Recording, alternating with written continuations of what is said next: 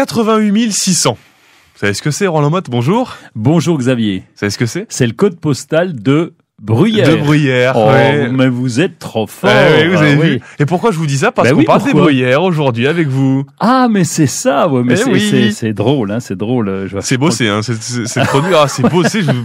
Bon, la Bruyère, donc, Kézako. Un week-end pour ça. Donc, c'est une petite plante tapissante qui fait à peu près 25 cm de haut et qui est une plante de terre de bruyère qui va pousser plutôt en terrain acide. Et pour une plante de terre de bruyère, eh bien, elle préfère le plein soleil. Alors, c'est paradoxal parce que, comme vous connaissez, je vous ai déjà parlé du rhododendron qui préfère plutôt la mi-ombre, l'azalée également. Eh bien, la bruyère, elle va pousser un peu partout. Et alors, il y en a des tonnes et des tonnes de variétés. Combien? Donnez des chiffres. Oh, j'en sais rien. C'est 850 espèces, pardon. Bah, vous savez quelque chose alors? Ben oui, je sais 2-3 trucs. 800. J'avais noté, mais je me souvenais plus où. Il y a 850 espèces, et puis après on peut confondre avec la calune, mais qui ressemble vraiment beaucoup, où là il y a 400 variétés cultivées, donc il y en a énormément. Mais oui, parce que comme c'est une plante qui a beaucoup de succès, eh bien les producteurs vont trouver de nouvelles variétés pour nous les proposer dans le commerce. Et je vous en parle parce qu'en ce moment on en trouve beaucoup dans les jardineries. Il y en a 800, j'imagine qu'on finit bien par en avoir de toutes les couleurs. Oui, et c'est même assez paradoxal parce qu'on est capable de planter des bruyères, si on se débrouille bien, si on est collectionneur, pour avoir des fleurs pratiquement toute l'année.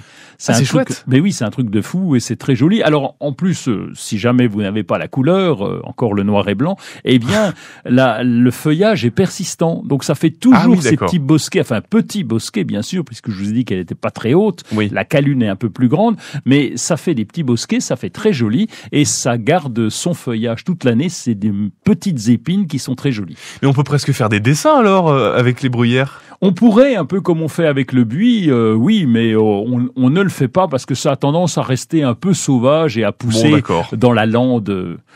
La lande bretonne ou dans la lande vosgienne. Et dans la lande vosgienne, est-ce que ça tient bien? Ça résiste au froid? Oui, ça résiste au froid. C'est pour ça qu'on en trouve un peu partout. Vous avez parlé de 88 600. Vous avez oublié, j'ai vu ça. Ouais, attendez, ça fait déjà 2 minutes.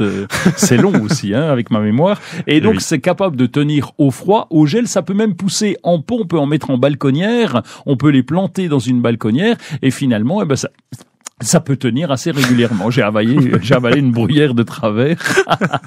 J'ai une bruyère dans la gorge pour un jardinier. Je sais pas quel âge. J'ai quel âge? Moi, vous bégayez, moi, ça me fait rire. Oui, c'est grave. Oui, c'est grave, c'est grave. Ça vous fait 5 ans, puis moi, 95. Alors, donc on a des plantes qui tiennent bien en hiver. Oui. Ça, on l'a dit.